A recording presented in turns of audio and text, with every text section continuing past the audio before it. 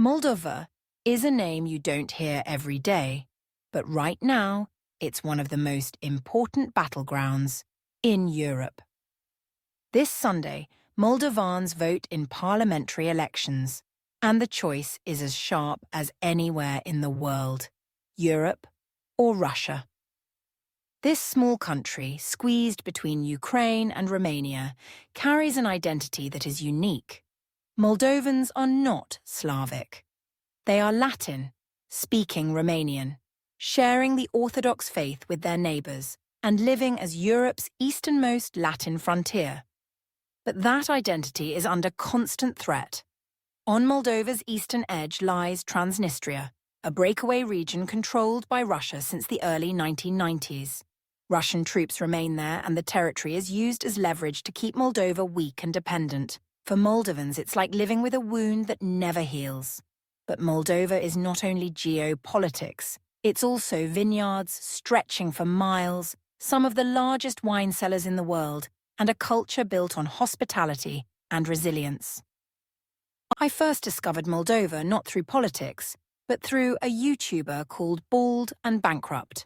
He wandered through Moldovan villages, showing a poor but warm country where people welcome strangers with food and wine. It fascinated me. I told myself I would one day go there to see the cellars and taste the wine. And if Moldova secures its European path in these elections, I plan to visit next year. For Russia, Moldova is a pawn. Moscow spends money, spreads propaganda, buys votes, and relies on Transnistria as its permanent threat.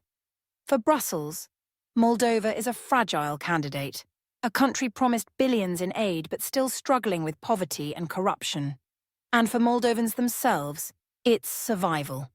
Do they keep moving toward the EU, or are they dragged back into Moscow's orbit? The diaspora may once again decide the vote.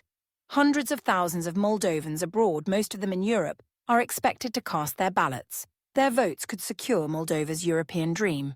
The stakes are high. Moldova may be small, but its choice will tell us something big about Europe's future. Will this Latin outpost on the edge of the continent be welcomed into the European family, or left exposed to Moscow's grip?